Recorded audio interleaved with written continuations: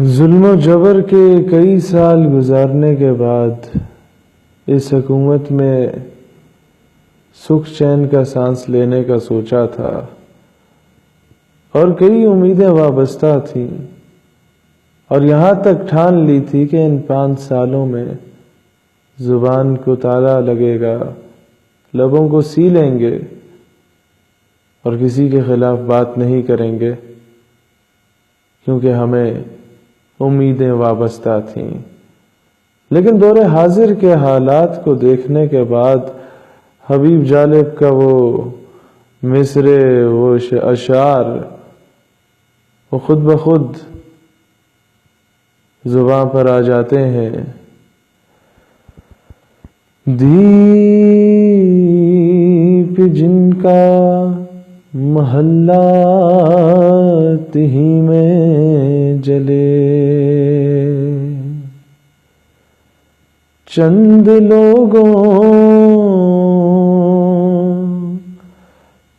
لوگوں کی خوشیوں کو لے کر چلے،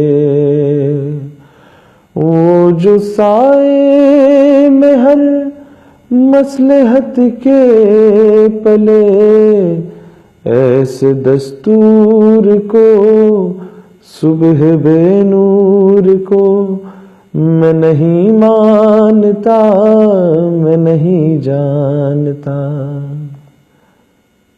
اور جو وعدے کیے تھے اس پر ہمیں سیٹسفائی کرنے کی کوشش کی جا رہی ہے، لیکن شاید عوام سمجھدار ہونے لگ گئی۔ حاکم وقت کہتا ہے کہ تم کہو پھول شاخوں پہ کھلنے لگے، تم کہو جام رندوں کو ملنے لگے، تم کہو چاک سینوں کے سلنے لگے، تم کہو اس کھلے جھوٹ کو، ذہن کی لوٹ کو میں نہیں مانتا، میں نہیں جانتا۔ اب جو ڈرایا دھمکایا جا رہا ہے اور لوگوں کو زینت زندان کیا جا رہا ہے، ان کے لیے جالب نے بڑی خوبصورت بات کی تھی۔ میں بھی خائف نہیں تختہ دار سے،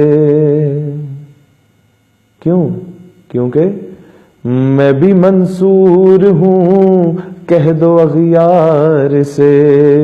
کیوں ڈراتے ہو زندہ کی دیوار سے، ظلم کی رات کو، جیل کی بات کو میں نہیں مانتا، میں نہیں جانتا۔ ایسے دستور کو، صبح بے نور کو میں نہیں مانتا، میں نہیں جانتا۔ اور پھر جالب نے ایک جملہ کہا تھا جو کہ مورخ لکھنے پر مجبور ہو گیا، اور شاید لوگ اسے دہرانے سے خوف کھاتے ہیں۔ وہ جملہ کچھ یوں تھا: خاک میں مل گئے نگینے لوگ، حکمراں بن گئے کمینے لوگ۔ معذرت کے ساتھ، میں نے نہیں، جالب نے کہا تھا۔